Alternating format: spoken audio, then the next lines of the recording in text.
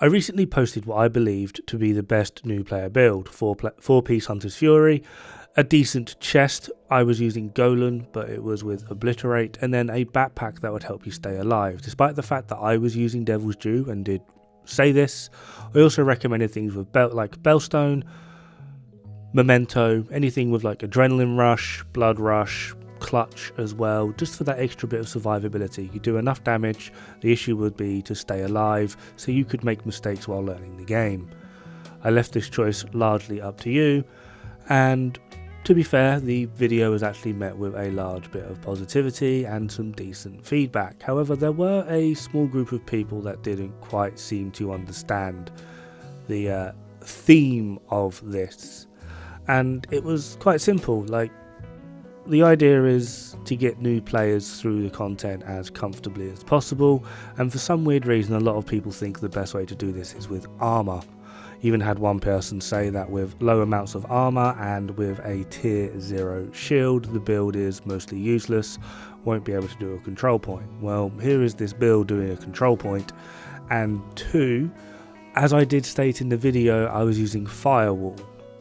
And the Firewall shield is actually a big deal, and if you look at it from the perspective of math, it's also pointless putting this thing up a tier, which we're going to go over today. You see, the Firewall shield at base will give you 5% damage per enemy in that weird orange cone that comes out in front of the shield when you deploy it. You can see it now. Any enemy in there will give you a 5% bonus. However, it doesn't exactly state where this bonus is. Is it just 5% weapon damage, 5% all weapon damage, 5% total weapon damage? Nay, it's a 5% amplifier.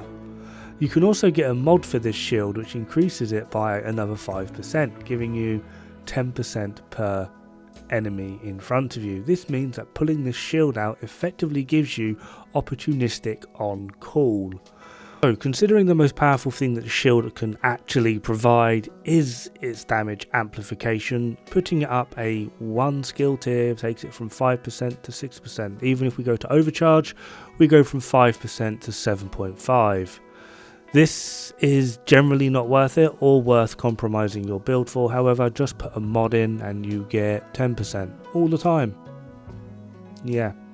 So, that is the reason the shield is at skill tier 0. It's also like 1.5 million health, which is more health than you have as a player with no armor cores.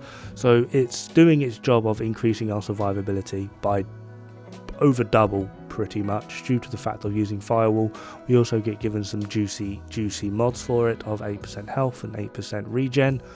I've forgotten whether it's holstered or active, but still. And the overall effect of the Firewall shield is generally nothing to scoff at.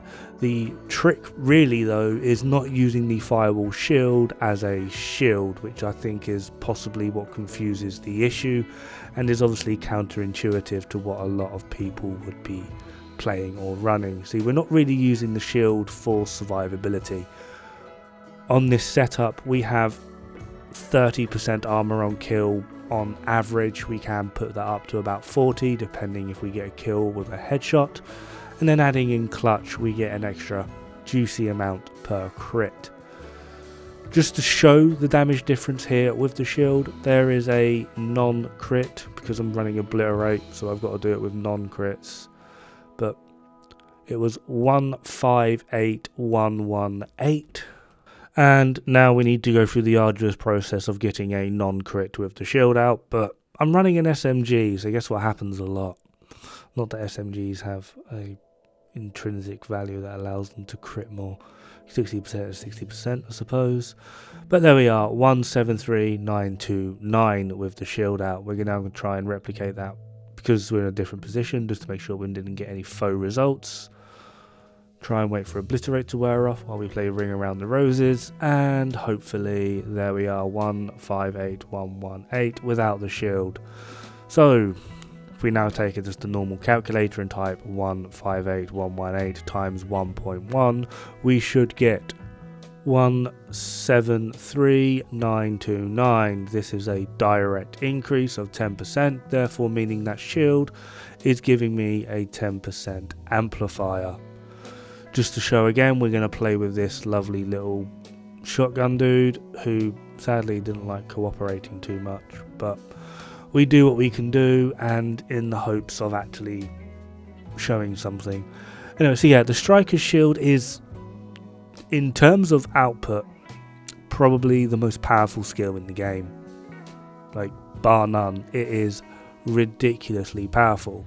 Now, I did try testing to see if it was exponential or additive with itself. A lot of talents, etc, etc, if you get 10% from one target and then you do 10% from another target, sometimes you'll get 20%, sometimes you'll get 21.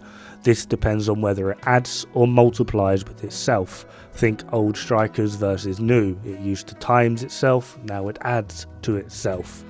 So, Striker Shield is probably the most powerful skill in the game, and using it as a shield rather than a direct buff is probably more of a handicap than it is actually a help, simply just due to the fact of how much damage you'd be able to then get out of your shield.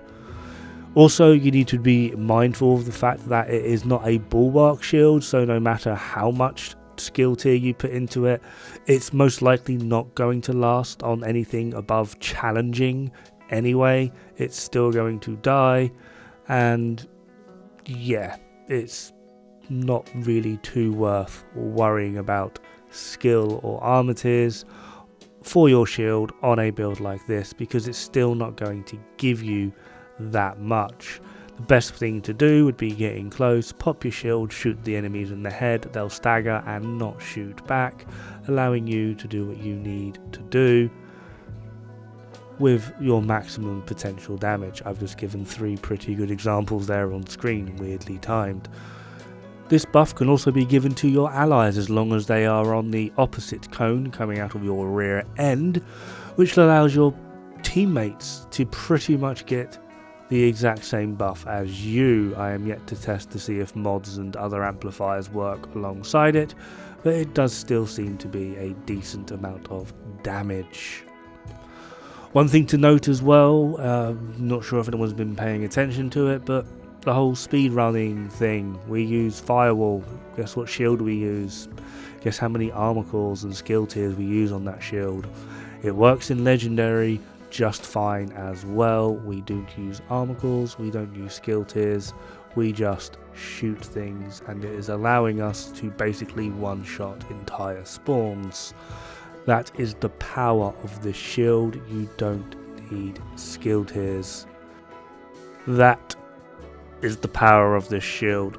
It works in Legendary, so it will damn well work in Heroic. It's been tried and tested on repeat in Legendary, so it will work in Heroic. The only fallback to this is obviously just going to be the range, which is why I would suggest trying to stick just to the minimal edge. However, it's still not something that is too difficult to get around. Play to your strengths, not your weaknesses, and you'll be fine. So yeah, the Striker Shield, the hidden buff that apparently no one actually likes talking about. Despite the fact that a lot of people have categorized a lot of the specializations. This one's best for DPS, this one's best for healer, this one's best for this one's best for that. Due to the amplification buff of the Striker's Shield, it is probably best in slot for any and all DPS builds. It is immensely powerful when it comes to CC, because breaking your armor allows random spontaneous combustion. Having the shield equipped even at skill tier 0 is a direct increase in your survivability, doubling it in fact, until you get friggin' dragged by an NPC. And the overall effect of it is just immensely powerful. Now, before we call this video quits, there was one final thing that I wanted to prove a point on. See, I had people saying that this build wouldn't work on control points, evidence to the contrary. I had people say this build wouldn't work for new players because SHD level, game experience, blah blah blah blah. The only argument is actually game experience. This is a build I farmed out on hard. I've still got a level 37 weapon. This is the backpack I was running. I just put clutch on. These are the gloves that I randomly got. My knees. The holster still has status effect. The chest did come from my box. I've had difficulty getting one with a Cheska with Obliterate on. So yeah, that was the build I was running pretty much throughout this video. It's not optimized, it's not maxed out, and it did a heroic control point fairly easily. So yes, it can do control point, and yes, new players can actually do it. And then we have the argument of the SHD. You see, I've actually done something quite cheeky just to try and counteract these points. See, if you do a Wony run on a new character, you don't actually have to put your watch points in at the end. You can just leave them and do nothing with them. So, yeah, here is my watch. Ready for this.